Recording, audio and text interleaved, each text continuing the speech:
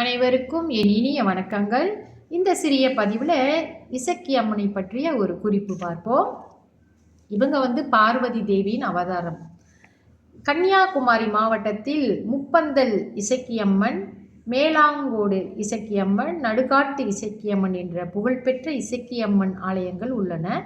இவற்றுள் நடுகாட்டு இசக்கியம்மன் கோயில் பல நூறு ஆண்டுகளுக்கு முன்பு உருவான பழம்பெரும் கோயிலாகும். முக்காலத்தில் இப்பகுதி காடாக இருந்ததாலும் நடுக்காட்டில் கோயில் இருந்ததாலும் இது நடுக்காட்டு இசக்கியம்மன் கோயில் என்று அழைக்கப்படுகிறது. சிலப்பதிகாரத்தில் மாதவி இசக்கியம்மன் கோயிலுக்கு சென்று பால் சோறு படைத்து வணங்கி வந்ததாகவும் இளங்கோவடிகள் கூறியுள்ளார். தேவி அமர்ந்த கோலத்தில் இருக்க இடப்பக்கம் விநாயகர் பிரதிஷ்டை செய்யப்பட்டுள்ளார். அருகே முருகன், ஐயப்பன் சிலைகளும் பிரதிஷ்டை செய்யப்பட்டுள்ளன.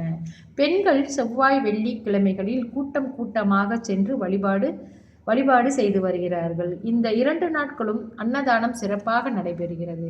கேட்ட வரம் தந்தருளும் கண்கண்ட தெய்வமான இசக்கி அம்மன் விளங்கும் ஒரு அருள்மிகு அம்மனாக விளங்குகிறார். வருடந்தோறும் ஆவணி மாதம் 10 நாட்களுக்கு திருவிழா மிகவும் சிறப்பாக கொண்டாடப்பட்டு வருகிறது. பல்லாயிரம் கணக்கான மக்கள் விழாவில் கலந்து கொள்கிறார்கள்.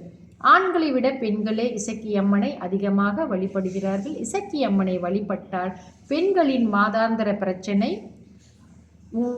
உள்ள சிக்கல்கள், சில பெண்களுக்கு மாதம் வருகின்ற அந்த மாதாந்திர பிரச்சனையில் சிக்கல் இருந்தால் இந்த இசக்கியம்மனை வணங்குவதன் மூலியமாக அது நல்ல குணமடையும் என்பது இங்கு இருக்கிற நம்பிக்கை. சுகமான குழந்தை பேறு உண்டாகும் என்றும் குழந்தைகளுக்கு நோய் நொடி நீங்கும் என்றும் நம்புகிறார்கள். இந்த இசக்கியம்மன் இவங்க இருக்கிற இடம் கோட்டாற்றிலிருந்து பார்வதிபுரம் செல்லும் சாலையில் சுமார் 2 கிலோமீட்டர் தூரத்தில் அமைந்துள்ளது.